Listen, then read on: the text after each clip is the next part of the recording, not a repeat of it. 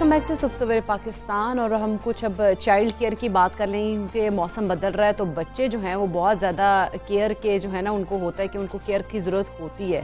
वैसे तो हर मौसम में बच्चों की देखभाल की ज़रूरत होती है, लेकिन मौसम की तब्दीली जिस तरह से हम देखें कि सर्दियाँ आ रही होती तो उसमें बच्चों की जो स्किन है उस पर भी बहुत ज़्यादा इफेक्ट हो रहा होता है। तो हम सर्दियों का जो मौसम है वो बच्चों की सेहत पर दीगर मौसमों के मुकाबले में ज़्यादा असरअंदाज होता है। बिल्कुल ऐसे ही, और पेरेंट्स को समझ नहीं लग रही होती है, खासतौर पे पहला बच्चा होता है, पहली सर्दियाँ या पहली गर्मियाँ होती हैं, और खासतौर पे न्यूली जो पेरेंट्स होते हैं उनके लिए तो और भी मुश्किल हुई होती है। और फिर मशवरे इतने ज़्यादा होते हैं कि वो बंदा उसका सुन ले तो कुछ और कर ले, दूसरे का सुन ले तो कुछ और कर ले। बच्चों को नज़ला हो जाता है, ज़ुकाम हो जाता है, खांसी हो जाती है, बुखार हो जाता है, और फिर हम परेशान भी बहुत ज़्यादा हो जाते हैं। एक तो हमने उन बच्चों की बात करनी है, फिर स्कूल जाने वाले बच्चे, मुख्तलिफ सूरत हाल है। हम लाहौर की बात करें या पंजाब की ख़ास तौर पर बात करें, वैसे तो पूरे पाकिस्तान में फ़ज़ा अच्छी नहीं है। स्मोक के दौरान हमने अपने बच्चों की केयर कैसे करनी है, इस पर भी बात होना बहुत ज़्यादा ज़रूरी है। और हम मतलब कि आम तौर पर कहा जाता है जब माँ को ठंड लग रही होती है ना वो तब बच्चों को जो है ना कपड़े पहनाना शुरू कर देती है। तो क्या ये तरीकाकार भी दुरुस्त है या बच्चों को उतनी ही सर्दी लगती है जितनी माँ को लग रही होती है? अच्छा हमजा, ये भी बड़ा पूछना जरूरी है कि बच्चों को क्या पहले ही हम कर देना चाहिए कि हमें सर्दी लग नहीं रही, हम बच्चों को पहले मतलब रैप कर देते हैं? क्योंकि बहुत सारी अभी माएँ ऐसी भी हैं जो कि खुद अभी मतलब उस तरह से उन्होंने अपने कपड़े नहीं चेंज किए, जैसे आप मेरी भी एग्जांपल ले सकते हैं, बच्चों के चेंज कर दिए तो बच्चों को उनको लगता है कि बच्चों को सर्दी लग रही है, जैसे उनमें मैं भी शामिल हूँ। लेकिन इस सारी सूरत हाल पर हम बात भी करेंगे और बहुत ज़्यादा ज़रूरी भी है जानना कि बच्चों की केयर किस तरह से की जाए, स्कूल गोइंग हो, न्यू बॉर्न हो, या फिर जो है स्कूल गोइंग से ऊपर वाले जो बच्चे हैं उनकी भी केयर करना बहुत ज़्यादा ज़रूरी है। हमारे साथ मौजूद हैं चाइल्ड स्पेशलिस्ट हैं प्रोफेसर डॉक्टर जोशी साहब। अस्सलाम वालेकुम डॉक्टर साहब, गुड मॉर्निंग। डॉक्टर साहब हमें सबसे पहले तो बताइए, जैसे बहुत ज़्यादा मसला है, मैं खुद भी मदर हूँ तो मुझे खुद भी बड़े कंसर्न्स होते हैं, तो बच्चों को जो जिस तरह मौसम चेंज हो रहा हो तो कैसे उनकी केयर करनी चाहिए? ख़ास तौर पर जिस तरह से मैंने बात की कि अगर मुझे सर्दी फील नहीं हो रही लेकिन मुझे लग रहा है कि ठंडी हवा चल रही है तो मैंने बच्चे को अच्छी तरह से रैप कर दिया हुआ है, उसे कपड़े भी चेंज कर दिए, स्टफ़ जो है कपड़ों का वो चेंज कर दिया। बिस्मिल्लाहिर्रहमानिर्रहीम। सबसे पहले आपके बुलाने का बहुत शुक्रिया। देखिए, एक सिंपल असूल है, बच्चे को अपने से एक कपड़ा एक्स्ट्रा कवर कर ले, सिंपल। देखिए, इस मौसम के जो कंसर्न्स हैं वो हर एज पे थोड़े फ़र्क हैं। दो चार बहुत कॉमन बातें हैं, टेम्परेचर लैंड कर रहा है ठंड की तरफ, तो हमें थोड़ा सा वार्म होना कबूल है, ठंड होना कबूल नहीं है। बिकॉज इन्फेक्शंस जो हैं इस वक्त बेशुमार हैं, नज़ले ज़ुकाम वायरसेस इस मौसम में ज़्यादा हैं जो ठंड के मौसम में आसानी से पनपते हैं और बच्चों को इसका शिकार करते हैं। तो आप बच्चे को वार्म रखिए। नंबर 2, इस वक्त क्योंकि डेंगू बहुत अरूज पे है बहुत सी जगहों पे, तो बच्चों के कपड़े मुकम्मल रखना, यानी बाजू पाजामा फुल, और उनकी आउटडोर एक्टिविटीज़ को थोड़ा रिस्ट्रिक्ट करना, ख़ास तौर पे ऐसे वक्तों में जिस वक्त मच्छर के काटने के इम्कानात बढ़ते हैं। नंबर 3, एलर्जीज़ बहुत कॉमन है इस मौसम में। पतझड़ का मौसम आता है, फिर अनफॉर्चुनेटली स्मॉग आती है। Smog is a combination of smoke and fog. Fog तो बहुत अच्छी लगती है बिकॉज सर्दियों में फॉग आपको अट्रैक्ट करती है, फैसिनेट करती है, लेकिन अनफॉर्चुनेटली स्मोक उसमें जब ऐड होती है, कंबशन की चीज़ें ऐड होती हैं, चाहे वो सल्फर डाइऑक्साइड है या नाइट्रोजन ऑक्साइड वगैरह जो आपके फ्यूल से निकलती हैं, उसके अलावा पार्टिकल्स होते हैं, तो ये बच्चों के लंग्स के लिए बहुत अच्छे नहीं होते। तो उसमें भी वंस अगेन क्योंकि हम बच्चों को बाहर भी लेके निकलते हैं, मोटर बाइक पे बच्चे आगे भी बैठे होते हैं, बेशुमार हमारी कम्युनिटीज़ ऐसी हैं जिसमें ये कल्चर आम है जी। और फिर ये कि कुछ ऐसे घर हैं जो बहुत मेन रोड के करीब होते हैं, कंजेस्टेड एरियाज़ होते हैं, वहाँ भी बच्चे उन्हीं इलाकों में बाहर निकलने पर मजबूर हैं। तो आपने ये तमाम एहतियातें कि उनको हम इस पर बात करेंगे इनफैक्ट वन बाय वन। फिर जो इम्पॉर्टेंट पॉइंट है कि न्यूट्रिशन आपने कैसे लुक आफ्टर करनी है अपने बच्चों की, किस मौसम में क्या खुराक को आप ज़्यादा अहमियत देते हैं जिससे बच्चे की इम्यूनिटी बढ़ती है। देखिए, टू स्टार्ट विद हम न्यू बॉर्न की बात कर लेते हैं। इम्यूनिटी का अल्लाह ताला ने जो बहुत वाज़ेह एहसान फरमाया है, माएँ 2 साल तक बच्चों को दूध पिलाएं, इससे अच्छा सोर्स अवेलेबल नहीं है। बिकॉज तमाम एंटीबॉडीज़ क्या होती हैं?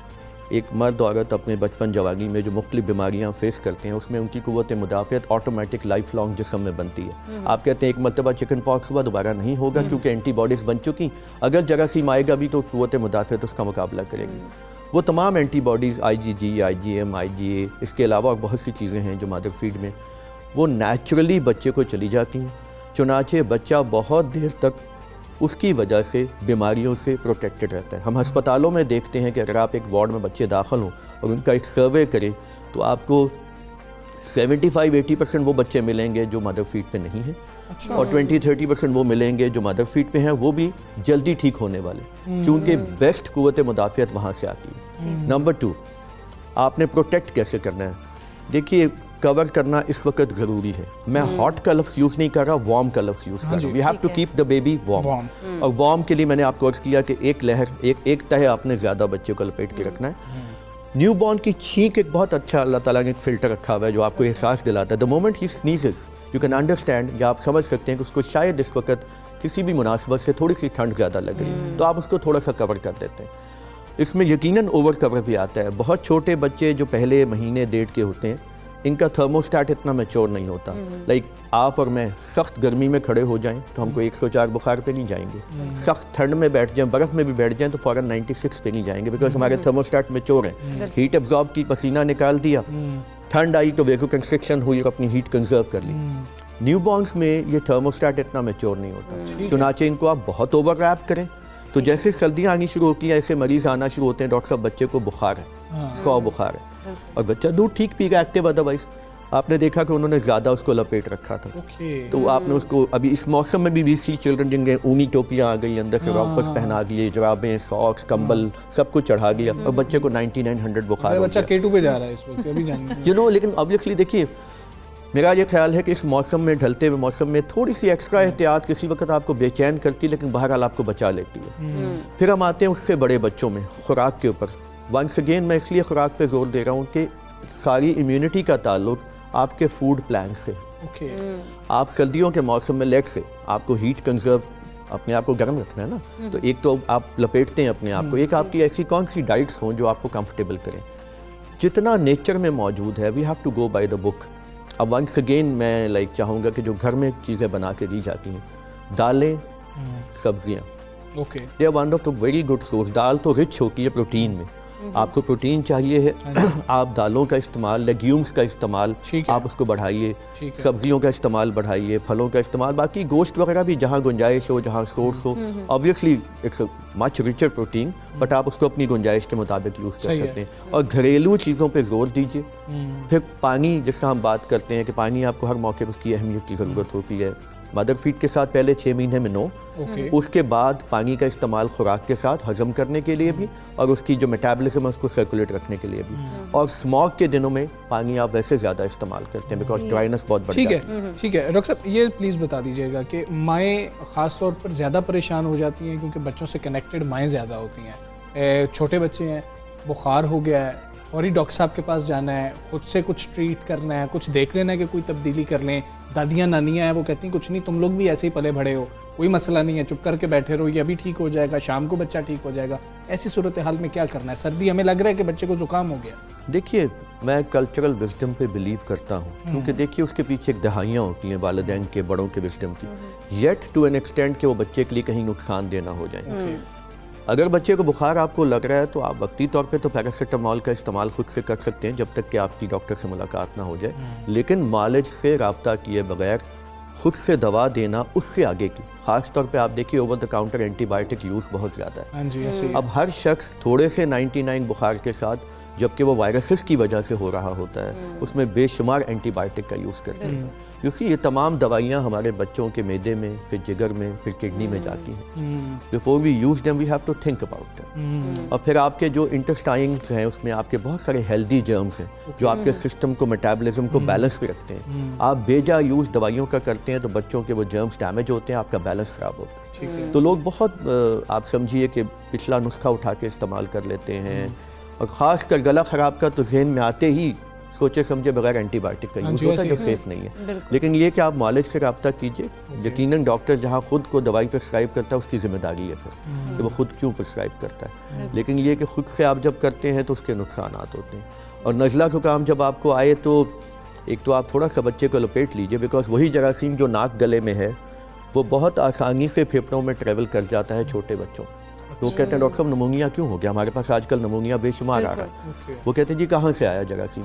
جو جراثیم ایک بڑے میں, گھر میں ایک بڑا آیا اس کو نزلہ زکام ہے, وہ احتیاط کرے بچے کے ساتھ, اپنے ہاتھ زیادہ دھوئے, بچے سے تھوڑا فاصلے پہ رہے تاکہ بیکاز جو چیز اس کے لیے نزلہ زکام ہے اس کے ڈیفینسز اچھے ہیں, اس کا جراثیم آگے پھیپھڑوں تک نہیں جائے گا, وہ چیز چھوٹے بچے میں بہت جلدی لنگس میں جا کے نمونیا کی شکایت بہت زیادہ ہوتی ہے نا. تو آپ کو ہینڈ واشنگ, جو کامن ہائیجین کی چیزیں ہیں اس کو استعمال کیجیے, تھنگس ورک. اچھا ٹھیک ہے. اچھا ڈاکٹر صاحب، جس طرح سے اب ہم نے یہ نیو بورن وغیرہ کی ہم بات کر رہے ہیں، ان کی کیئر کی ہم نے بات کریں، اس سے جو ہم اگر بڑے ایج گروپ کی بات کر لیں، جو مطلب اگر 2 سے ہم 5 سال کی عمر کے بچوں کو دیکھ لیں تو ان میں بہت زیادہ ہوتا ہے کیونکہ وہ بھاگ دوڑ رہے ہوتے ہیں، وہ بیٹھ بھی نہیں رہے ہوتے ٹیک کر، تو پھر ان لوگوں کی کیسے احتیاط کی جائے؟ ان کی کیا لیئرنگ اور زیادہ کر دینے چاہیے، یا پھر اور جیسے ان کے فوڈ وغیرہ میں ان کو کیا چیزیں دینی چاہیے؟ دیکھیے بچے کیونکہ میں اکثر بہت بچے ہوتے ہیں وہ بچوں میں بچے نا نہیں کھا رہے ہوتے بچوں میں بہت پیٹرول ہوتا ہے، ان کی ایفیشنسی جتنا بھی مشینوں مہنگا سے ہوتا ہے۔ زیادہ ہے، ان کی ایفیشنسی ان میں تھوڑا آپ پیٹرول ڈالیں یہ زیادہ پروڈیوس کرتے ہیں ورک۔ آپ بچوں کو ایکٹیویٹی سے مت روکیے، ہم پہلے ہی اس مشکل کا شکار ہیں، جو ہم اپنے بچپن میں اس کو امیجن کرتے تھے کہ بہت بچے گلیوں میں کھیلتے تھے، اب جو وہ کنسرنز ہیں اتنے کم ہو گئے، بڑے ہو گئے ہیں، سیکیورٹی وغیرہ، لوگوں کی پریشانیاں یا لوگوں کا خوف بڑھ گیا، تو آپ گھروں میں بھی ان کو ایکٹیویٹی روکیں گے تو مسائل ہوں گے۔ Let them be free, number 1۔ لیئر آبویسلی جب ایک بچہ بھاگ دوڑ کر رہا ہے تو وہ ایوریج لیئر پہ رہ سکتا ہے، ٹھیک ہے، لیکن یہ کہ آبویسلی جب ٹھنڈ بڑھتی جائے گی تو آپ کی ایک سبجیکٹو، اس کو میں اس وقت لمٹ نہیں کر سکتا کہ آج ہی آپ جا کے بچے کو آپ اپنی کمرے کی مناسبت سے، اپنی جگہ کی مناسبت سے بچے کو آپ ریپ کریں، لیکن بھاگتا دوڑا بچہ سویٹ کر رہا اور آپ نے اس کو جرابیں بوٹ پہنا رکھے وہ درست نہیں ہے، ٹھیک ہے۔ اور باقی لائک خوراک کی جہاں تک بات آتی ہے، ہوم میڈ فوڈ پلیز، اور زیادہ سے زیادہ سبزیاں، سبزیوں کا میں اس لیے اس کو ہائی لائٹ کر رہا ہوں، there are 5 groups of foods, اناج پہلا، گندم، چاول، مکئی، جو، سبزیاں دوسرا، ایک روٹ ویجیٹیبلز ہوتی ہیں، روٹ کا مطلب ہوتا ہے جو زمین میں، گاجر ہے، مولی ہے، آلو ہے، جس طرح لائک ادرک ہے، لہسن ہے، اور اس طرح کی، پھر جو آپ کی لائک گرین لیفیز کے علاوہ پالک ہے، اس میں آئرن بہت زیادہ، یہاں میں اس لیے آئرن کی بات کروں گا کہ آئرن پہلے 2 سالوں میں بچوں کی برین ڈیولپمنٹ کے لیے بہت امپورٹنٹ ہے۔ اب آئرن والی ڈائٹ جو ہے وہ اگر آپ گوشت پہ آ جائیں تو obviously مٹن ہے، چکن ہے یا ایگ ہے، اگر آپ سبزیوں پہ آ جائیں تو پالک ہے، بروکولی ہے، مٹر ہیں، ایون آلو جو بیکڈ ہوتے ہیں اس میں، اگر آپ دالوں میں آ جائیں تو لوبیا، جتنے بینز ہیں، کڈنی بینز، بلیک آئی بین جس طرح لوبیا ہے، سویا بین، سفید چنے ہیں، ثابت مسر کی دال، ان سب میں آئرن بے شمار ہے، تو آپ کو ان کے ساتھ آئرن کا استعمال یا ڈائٹ کا گھر کی بنی ہوئی چیزوں کا استعمال بڑھائیے، اور فیڈر زیادہ استعمال مت کریں پلیز۔ دیکھیے آپ کا ریشیو بیلنس ہوتا ہے، میں نے 5 فوڈ گروپ میں سے ابھی 2 بتائے ہیں، پھل تیسرا ہے، پروٹین چوتھا ہے، فیٹ 5واں ہے۔ ڈیری آئٹمس جو ہیں آپ کی، جس میں سے اگر آپ گائے کے دودھ میں سے مکھن، دیسی گھی، پنیر سب اس میں سے نکلتا ہے، تو آپ اس کا استعمال بھی کر سکتے ہیں۔ آپ کے پروپورشن میں آہستہ آہستہ کوئی 35% اناج کا استعمال ہے، کوئی اس کے علاوہ 20% سبزی کا استعمال ہے، پھر کوئی 15-20% پھل کا استعمال ہے۔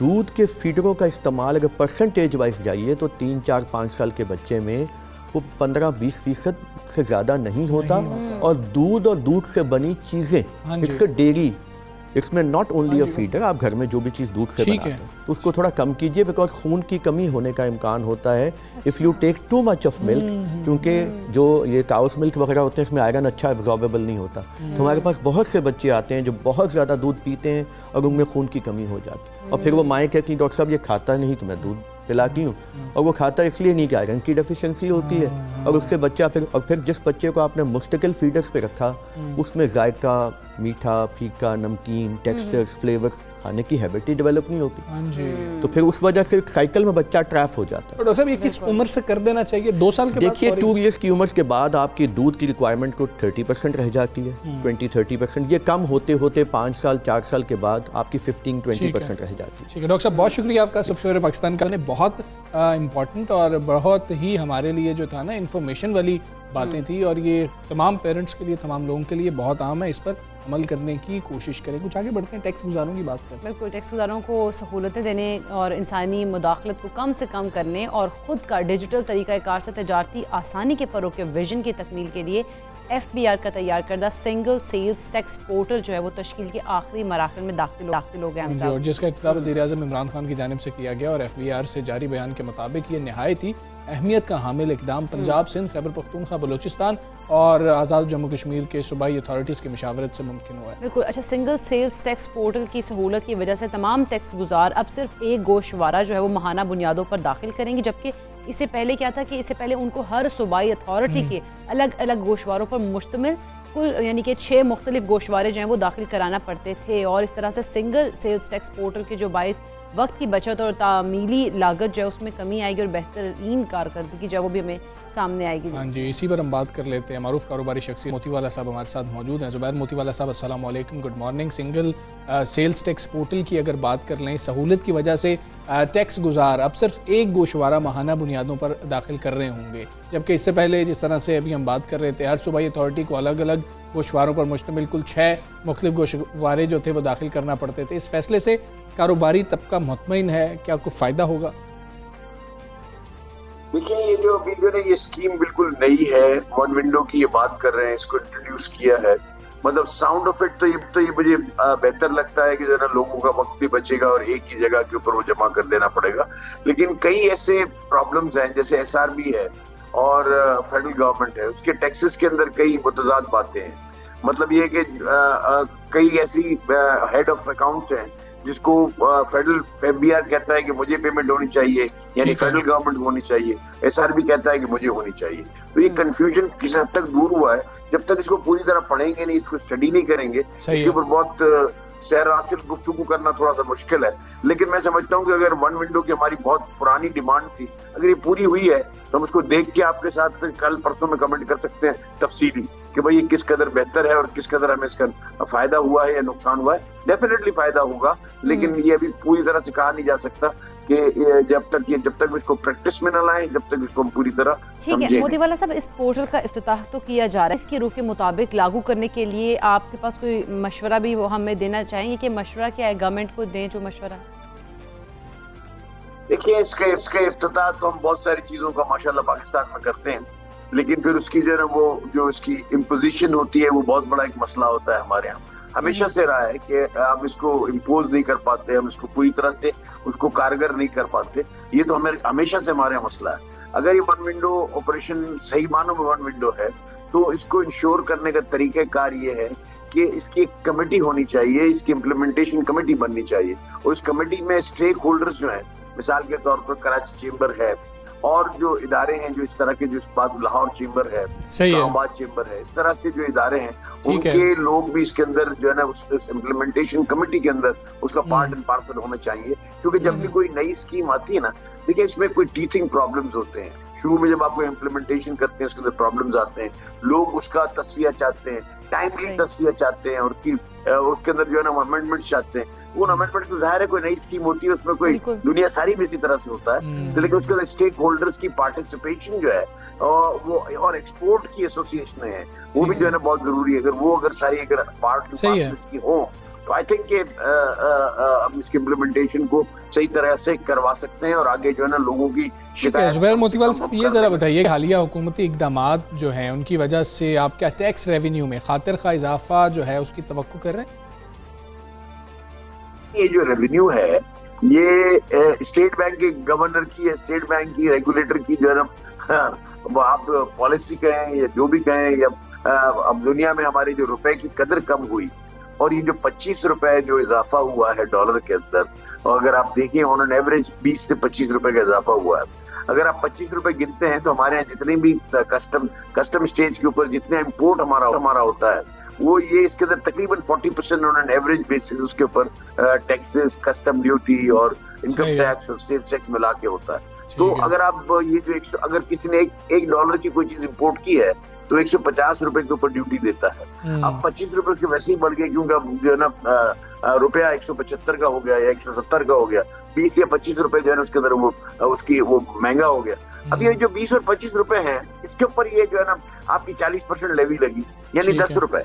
अब दुनिया में डॉलर जो हमारा रुपया जो उसकी कीमत कम हुई तो हमको गिरानी में महंगाई में इजाफा हमने हुआ हमारा 25 रुपए, साथ में हम पर गवर्नमेंट ने भी 10 रुपए महंगाई टैक्स लगा दिया। ठीक है। अब ये जो 10 रुपए है ये इजाफी रकम है जो उन्होंने कलेक्ट की है फर्स्ट क्वार्टर के अंदर।